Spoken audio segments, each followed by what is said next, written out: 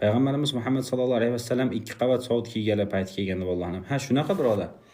Ya'ni sabablarni qanaqa holat bo'lsa ham, siyosatda bo'lsin, jangda bo'lsin yoki turmush hayotda bo'lsin, qanaqa holatda bo'lsa ham avvalo hamma sabablar qilinadi. Eng birinchi o'chiritda sababni qilib turib Allohdan so'ramaslik ham xato bo'ladi. Ya'ni Allohga tavakkal qilmaslik.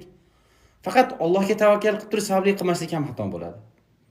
Biz musulmonlar ikkosini ham qilishligimiz kerak. Eng birinchi o'chiritda sabab qilinadi. Sabab qilgandan keyin Allohga tavakkal qilinadi, Allohga duo qilinadi. Hamma narsada, siyosatda, davlatni qurishlikda, musulmonlarga muomala qilishlikda, oiladagi holatda,